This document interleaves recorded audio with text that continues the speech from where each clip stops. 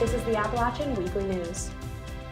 App State is building 475 new parking spots, but you'll have to wait until August to pull into one. It's all because of a 3-year construction plan to build 4 residence halls and a new parking deck.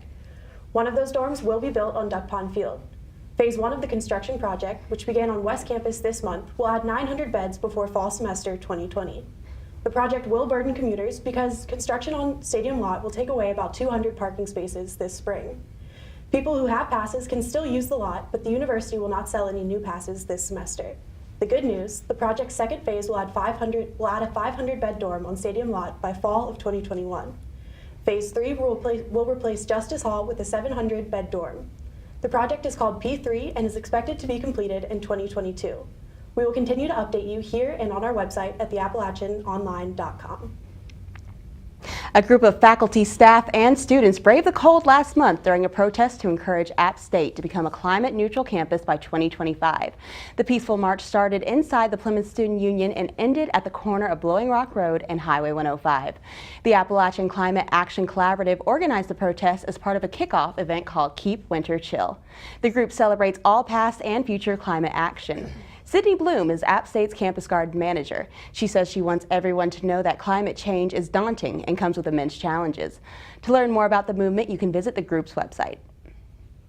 2 recently appointed cabinet members of the Student Government Association hope to bring in much-needed change to the Senate. Greg Steckbeck, Director of Legislative Operations, and Jack Watson, Director of Student Affairs, were confirmed in January. They say that they are excited to bridge the gap between SGA and the student body. Watson says he understands the power of the student government and is ready to do as much as he can through organizations on campus. Vice President Bridget Kelly appointed both positions.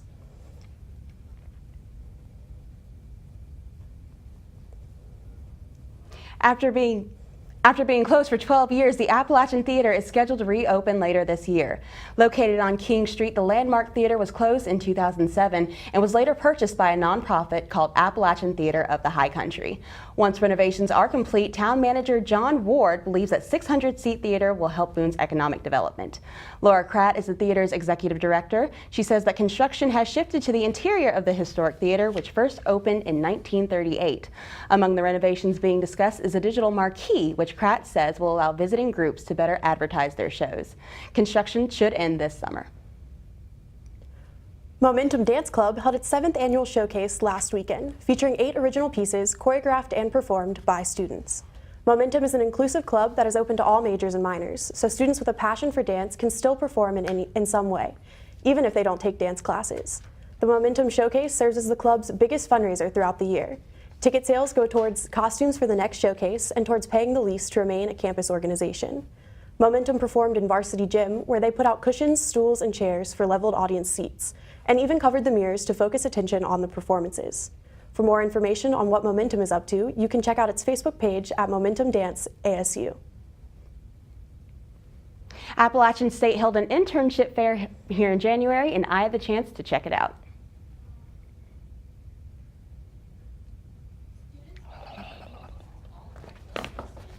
For the 2019 Internship Expo hosted by Appalachian State's Career Development Center in partnership with Handshake, Appalachian State's online career services portal. Businesses both local and national sent representatives to the expo held in the Grandfather Mountain Ballroom located in the Plymouth Student Union, looking for prospective interns straight from Appalachian State's campus. For potential employers, it's a great way to connect directly to qualified students before they enter the workforce officially. We are directly connected with people with a background in education in the skill set that we are looking for. So we're really getting high quality members directly from the source with an education. They can come in, apply that skill set with us. For the university, it is a great way to showcase to students employment possibilities for the future. We really want students to know that there are internships that align with every academic discipline here at Appalachian, and many of those employers here today can meet their needs and give them real life experience. With over 50 businesses and organizations here looking for the workers of tomorrow, the Internship Expo remains one of the prime ways Appalachian State University shows its dedication to students before and after graduation. Well, Faith, it looks like you found some exciting new resources. I did. Actually, the Career Development Center did a great job organizing the event. They had employees out ready to help students as they went along, and I actually got to meet my career counselor while I was there. I've been emailing her for the past 4 years here at App, and it was nice to finally put a face to the name. So That's awesome. All right, now let's check in with Hannah Moseley on sports. Hannah, how did the Mountaineers do this week? The App State women's basketball team finished 2-1 after a 3-game homestand, securing victories over Coastal Carolina and Arkansas State. Senior forward Maddie Story dropped more than 20 points in both matchups. Junior center Bailey Plummer grabbed 32 rebounds and had a double-double versus Coastal Carolina.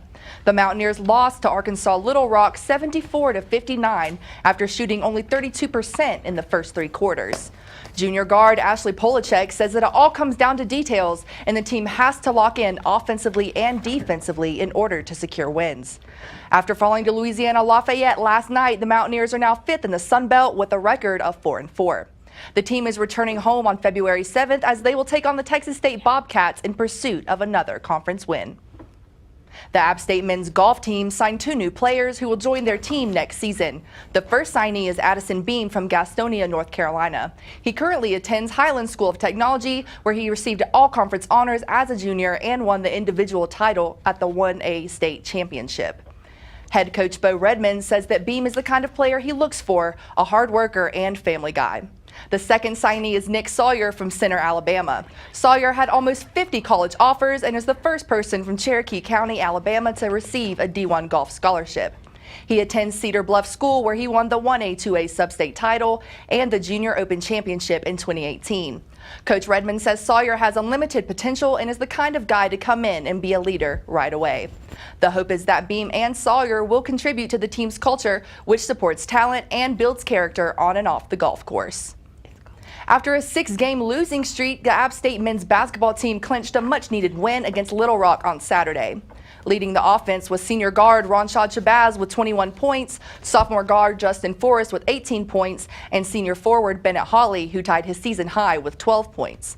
The Mountaineers were outdone by Little Rock in every category except turnovers and free throws, which ultimately led to the Mountaineers' success.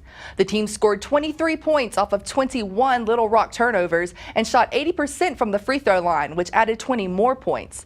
The Mountaineers also came back to action last night with an unexpected win against the University of Louisiana Lafayette, 104-77. They are now 7-14 overall and 2-6 in the Sun Belt. The team is looking to continue their winning streak as they face the University of Louisiana Monroe on Saturday. And that's all for sports this week. all right, well, thank you, Hannah. Now it's time for the High Country High Note, our good news story of the week. After 10 years of service, the director of the Wright College of Education's Advising Center, Jan Stanley, retired at the end of January. Stanley served as an elementary school teacher in Banner Elk for 17 years before becoming a program coordinator at App State. Since then, Jan Stanley has served as a mentor and director of the Teaching Fellows program. After the program was cut in 2015, Stanley helped create the Appalachian Community of Education Scholars in its place. She also received the Harvey Durham Outstanding Freshman Advocate Award for her contributions in helping freshmen succeed. Stanley said that she's going to miss everyone at App State, but she's looking forward to retirement so she can spend time with her family. Congratulations, Jan. The James Center will have an interim director for 6 months, but then they will hire a replacement. That's our report this week. I'm Faith Hatton. And I'm Callie Walton. For all of us here at the Appalachian Weekly News, thank you for watching. We'll see you next time.